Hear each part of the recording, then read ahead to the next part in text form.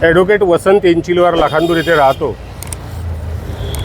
गोंदिया, भंडारा, नागपूर आणि गडचिरोली या 4 जिल्ह्यामधनं समृद्धी महामार्ग चालला आहे आणि या समृद्धी महामार्गाच्या कामाकरिता अनेक शेतकऱ्यांची जमीन संपादित करण्याचं शासनाने ठरवलं आहे। परंतु प्रत्यक्षात ही जमीन संपादित करत असताना असं लक्षात आलं की त्यांचे जे मोबदल्याचे नॉर्म्स ठरवताना जे विक्रीपत्राचं वगैरे जो आधार सांगितला जात आहे, तर त्या विक्रीपत्राच्या आधारे असं लक्षात आलं की यांचा एकतर रेडी रेकनर हा अद्ययावत नसल्यामुळे ते जमिनीचे विक्रीपत्राचे रेट फारच कमी आहेत आणि त्यामुळे मला तर असं वाटते की 15-20 लाख रुपये प्रति एकर एवढा मोबदला मिळण्याची शक्यता आहे आणि त्यामुळे शेतकऱ्यांवर फारच अन्याय होणार आहे।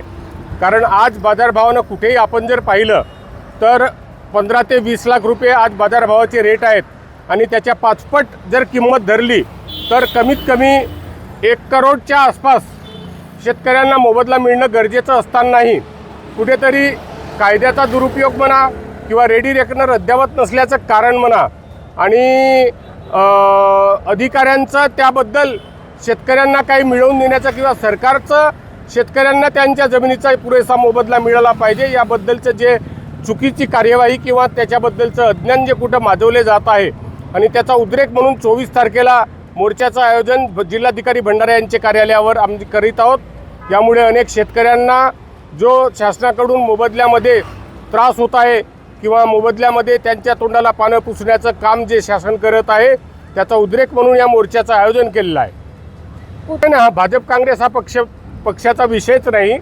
जे बाधित शेतकरी आहेत ते सर्व बाधित शेतकरी, ते काँग्रेसवाले असोत की भाजपवाले असोत, आणि सर्व मिळून या सरकारच्या अन्यायी कार्यवाही विरुद्ध दाद मागण्यासाठी आमचं हे आंदोलन आहे। या आंदोलनाला जवळपास 50,000च्या वर लोक राहतील।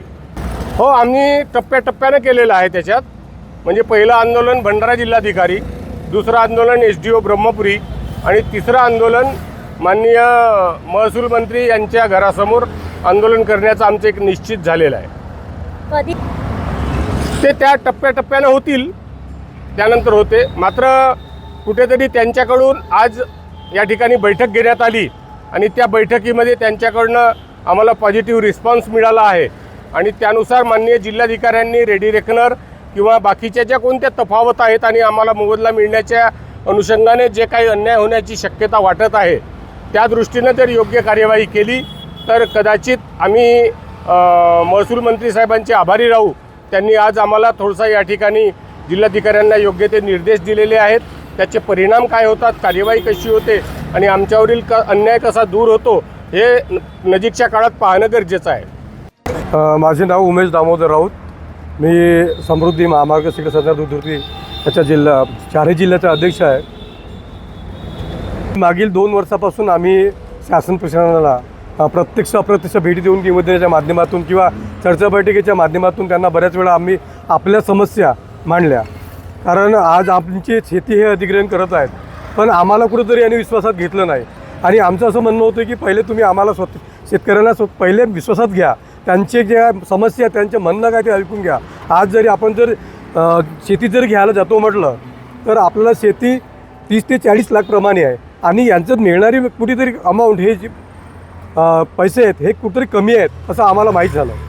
हो, ह्या गोष्टी आम्ही याच्या अगोदर बऱ्याच वेळा माननीय कमिशनर डिव्हिजनल कमिशनर यांच्यावर आमच्या बैठकी झालेल्या आहेत। त्यांच्यामध्ये आपले बावनकुळे साहेब पण होते, बरेच काही लोक होते, आमचे शिष्टमंडळ पण होतं। पण त्याच्यामध्ये त्यांनी असं म्हटलं होतं की आम्ही तुम्हाला शेतकऱ्यांना विश्वासात घेतल्याशिवाय कुठल्याही कोणताही रेडिएटर किंवा आपला काय त्याला म्हणून आपण अवॉर्ड घोषित करायच्या अगोदर आपण तुमची शेतकऱ्यांची बैठक घेऊ आणि त्या बैठकीमध्ये काय चांगल्या गोष्टी ज्या होती चांगला मार्ग निघेल ते आपण काढू असं त्यांनी आम्हाला असं दिलं। पण तरी पण आम्हाला तो काही मार्ग दिसला नाही आणि म्हणून आम्ही येत्या 24 तारखेला भंडारा जिल्हा आपला कार्यालय तिथं आंदोलन करण्याचं ठरवलेलं आहे।